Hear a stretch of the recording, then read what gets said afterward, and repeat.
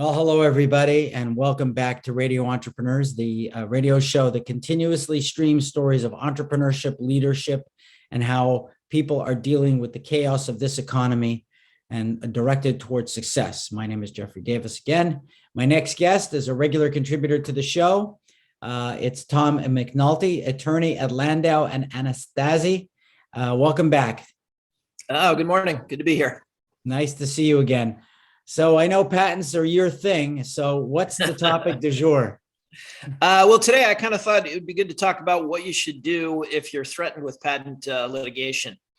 When you're a startup business, one of the signs that you're maybe onto something or making some progress is when patent holders kind of come out of the woodwork and come after you for what you're doing.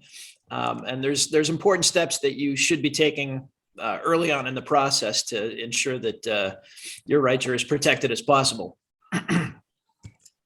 So the first thing I wanted to mention, there's sort of a number of different ways you can be threatened with patent litigation, ranging from somebody just sort of giving you an informational, letter or an informational call. Hey, I've got this patent. Maybe you want to take a look at it.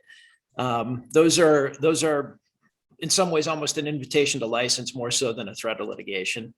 Then it gets a little more formal if you get a cease and desist letter. That can be something that formally demands that you stop doing whatever it is they are accusing you of infringing. It might identify specific products or specific services or methods or whatnot. It might identify specific patents and specific claims.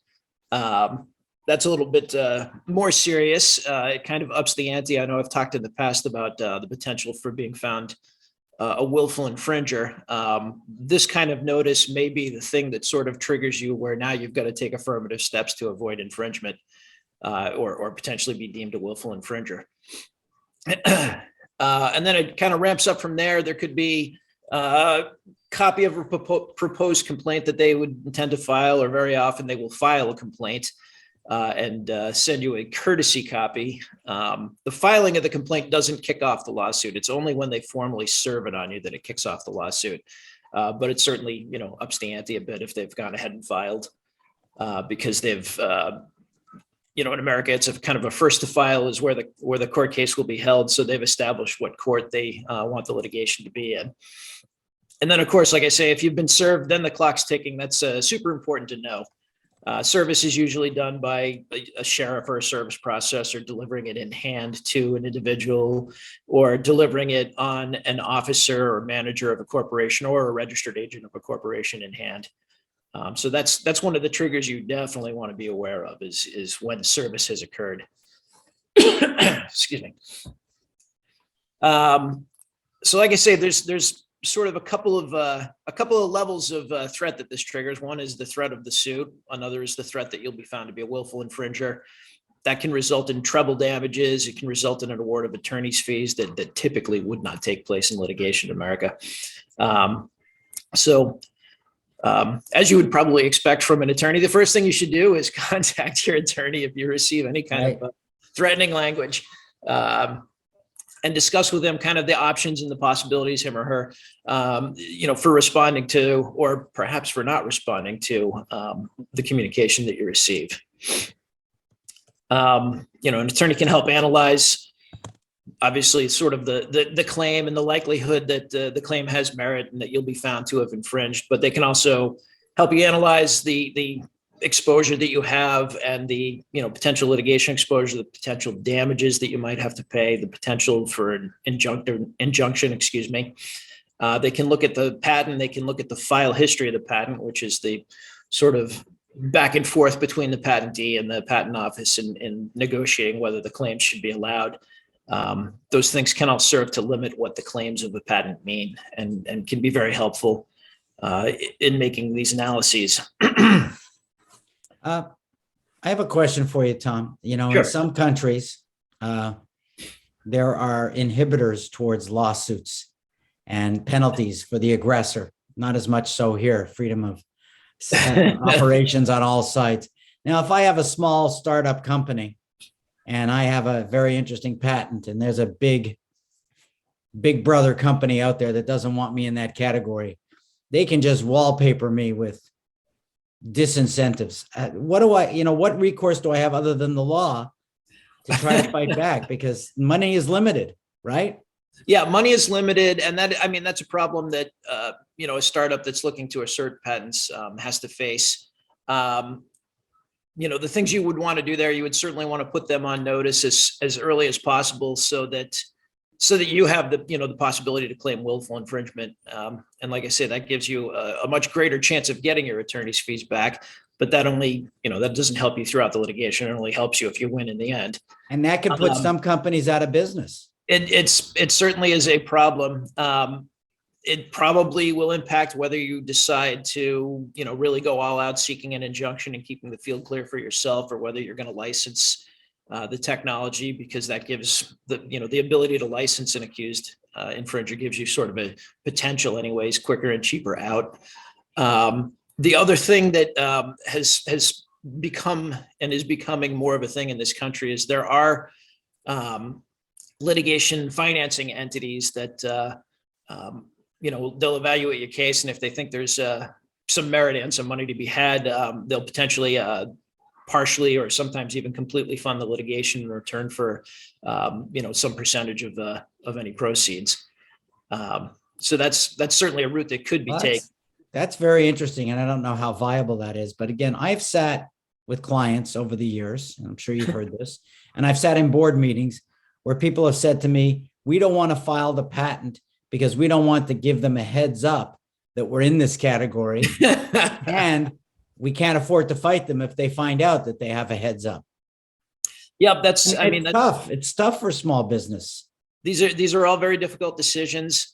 The downside of not filing your patent early enough is, should something be sold or published or otherwise disclosed, you may lose your rights to file a patent down the road. So there is that concern. And quite frankly, if somebody else comes up with the idea in the interim and they file first, America is now a first to file country. So it doesn't matter if you thought of it before them. If they've got something on file before you, they will win.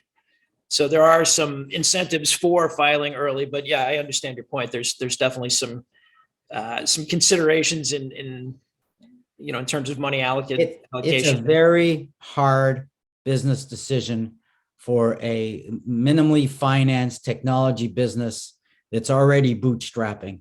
It's just, and it doesn't seem like there's a lot of, like, you don't write the laws. So I get that. I work with what there is. It doesn't seem like there's a lot of protection for those small businesses. And as I said, in some other countries that I've consulted in and I've worked in, there are protections against these big corporations, filing, to just stop people. They can be punished by sort of bullying themselves into the room.